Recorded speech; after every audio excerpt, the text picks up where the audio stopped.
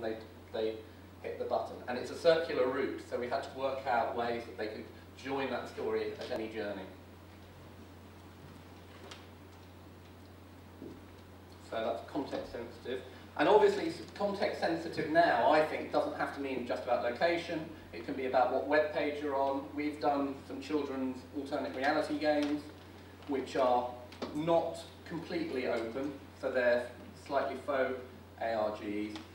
But when a child goes to a particular page, we know they're on that page, and if they go there having gone to another page first, it unlocks some information for them.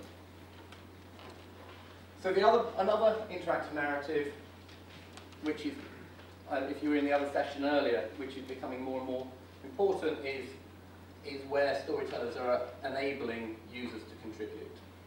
In really crude terms, that can be something. We did a documentary series about Britain being told through pictures. It was called Picture Britain.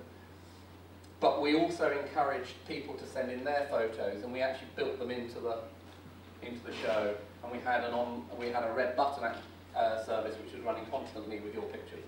Pretty straightforward. Probably lowest form of contribution. All you're doing is just adding sort of some images to a pre-made documentary. But you can do that. Obviously, you can do that now with data. So when we have an annual series now called Spring Watch, and we get people to go online and dictate when they've first seen daffodils, etc. That's the online experience, but that then becomes part of the narrative of the show. So the sort of the crowdsourcing element that is becoming really popular around sort of sci-fi type series, you can do in a factual sense too. And as I mentioned before, one of the new tools we've got is about where you make something online using an online tool, and then it becomes part of the furniture of the show you're watching. And that's really important. None of these are exclusive. It's not either or, but I just pulled out examples to sort of give you a bit of the toolkit that we're using. And then Bamzuki. This is a kids show that we launched in 2002, had 3 years on. It was then left to dormant for a couple of years because the producer left. I returned to the department, and we've had this recommissioned. And this is the ultimate sort of user-generated content show. Kids make these creatures, which you're about to see. All of the creatures in the show are user-generated content using a toolkit online. And ostensibly it's a game show where these creatures are put into sort of fighting contests, gaming contests. But we also encourage children to create their own little narratives with them, so they can use the same tool to create an animation. And that starts to grow. Last year we found out, if you go online, there are lots of little fan clubs around this. And last year we found out that 12 schools were running their own Bamzuki tournaments in Wales, unbeknownst to us. We didn't know anything about it. They were arranging buses, loads of kids all turn up at the same place and use the toolkit that we created online to host their own contests. TV is the only place where children and the virtual creatures can coexist, and we use that doing mixed reality. And we spend a lot of time making sure that what's rendered out of essentially a computer is being projected down onto the ground, so when they're in the studio environment, they believe their creature is down there, and they are shouting for dear life that their creature gets to the end of that line before the person next to them. And that's really popular. But what we find is very interesting is that children are really happy to make that leap. Adults find it a lot harder. They always want to know, how does it work? And most of the children say, you don't need to know. And then there's an extra area, an extra level, I think, which is about encouraging the group dynamic. So it's not about necessarily group participation. There are lots of ways you can get lots of people involved in a show, but they're all having a one-to-one relationship. They're all voting. X Factor, classic example. But where you can encourage people to work collectively to create something. Now, this is where I think sort of TV and gaming is starting to collide, because the games industry have got this down to a T. If you play any MMO That's what it's all about. It's meeting your friends online, it's going questing, it's being able to do activities. And we're quite a long way behind that in terms of how do you incorporate that in stories. But we have got some examples. Again, I can't show you, but we're working on things where sort of narrative elements, where you and some friends have to go and do something together to move the story on. A very small example of that we did with last Christmas with just using our message boards. And actually, over a week, we got 20,000 children who took it in turns. They played it like a tag team to write a line of write the next line of the Christmas pantomime, which these two, who are our on-screen presenters, then acted out. So they write a line. Then a group of children would then be invited to help them edit it and improve it. We'd lock that line, and then the next day they'd work on the next line, and then so 20,000 children effectively wrote the script for this panto. And I was next door just looking at the Ridley Scott film, and the day in the life is exactly that same principle. However, you have to be very open and honest about how much you're going to take seize the editorial control. In this case, they had it all. The only thing we do is we moderate for bad language and to make sure that they're safe, but they ran the story.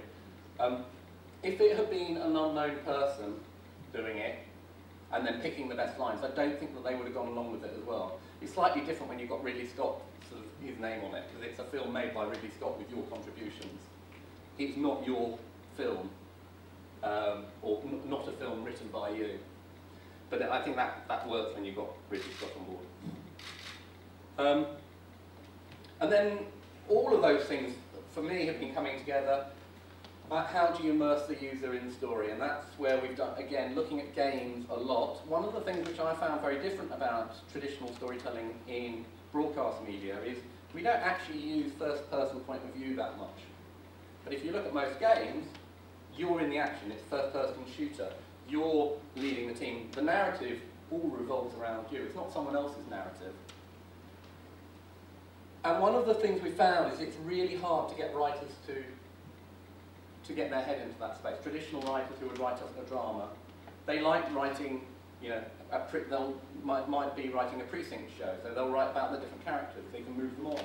Directors find it really hard. How do you shoot something which is all in the first person? You can't cut and edit. It's got to be a continuous shot.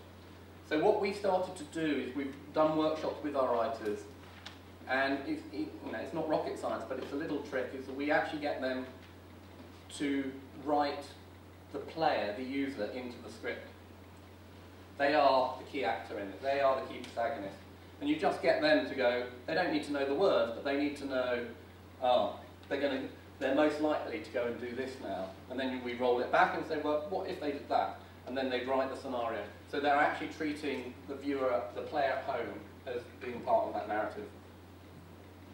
And I think, that's where the storytelling in some of the best games, there are things like, one of my favourites is Fahrenheit. They are really strong on the narrative. And then you can take that same principle and work out how you play with stories. One of the things that the games industry do very well is that you can flip between characters. A lot of the little, the sort of team games based on things like Marvel, Harry Potter, you're running along as a team. It's designed to be that you can play with 4 people, so you have 4 characters. But if you're playing alone, you can swap between the characters who have different attributes at different times. So that's something, again, we're looking at and just thinking, how can you apply that in a sort of a more linear form? And then there's immersing them by actually putting children or the person in the story. And this is, I'll just show you this clip because we're doing a lot with webcams. And this just shows you how, if you can get children into the environment, they just love it.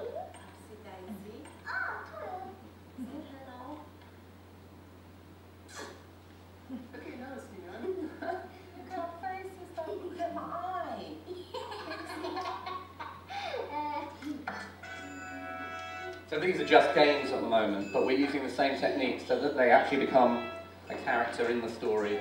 We capture them and then they appear later on, and then whenever they appear they know they've got to do something physically oriented.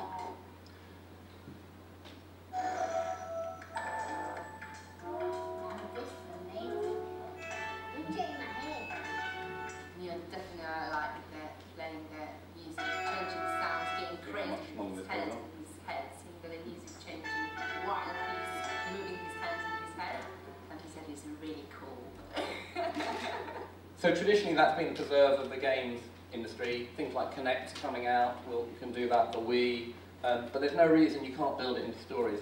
So I'm just going to end with three sort of trend things that I think what's coming up next.